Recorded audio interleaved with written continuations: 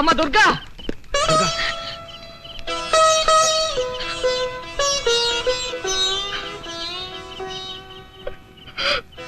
దుర్గా, అయిన వాళ్ళందరినీ వదిలేసి చెప్పా పెట్టకుండా ఎక్కడికి ప్రయాణం? అయిన వాళ్ళ ఇంకా ఈ ఊళ్ళో ఎవరు మిగిలారయ్యా దానికి? తాళి పట్టుకు తిరుగుతుంటే పిచ్చిది అని నవ్వుకున్నారంతా.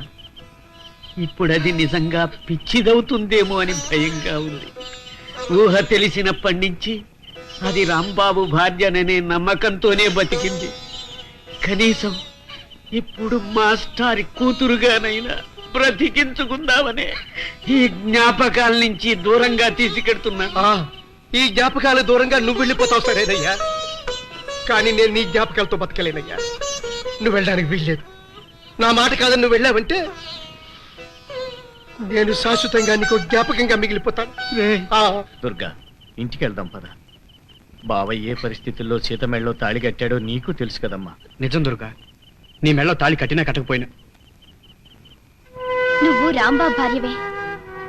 ఆయన ఈ తాళి కట్టింది నా మీద జాలితో కానీ ఇష్టంతో కాదు. అన్యాయం జరుగుతుందని ఆవేశంలో సీత మెళ్ళలో తాళి కట్టానే కానీ సీతకి భర్తనవుదామని కాదు.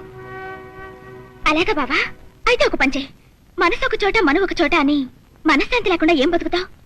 అంచేత ఆ తాళి తీసేసి నా మెళ్ళలో కట్టే, నీ భార్యగా ఇక్కడే ఉండిపోతాను.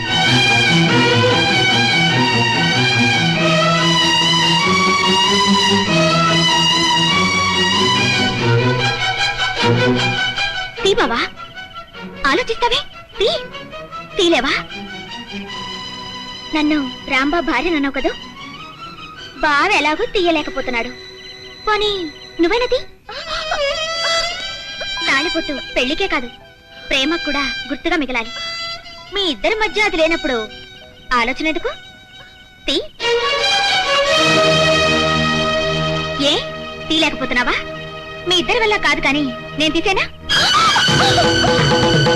చూసావా బావా, తాళి పట్టుకున్న విలువ 10 సార్లు కట్టి విప్పడానికి అది పలుపుతాడు కాదు, పసుపుతాడు.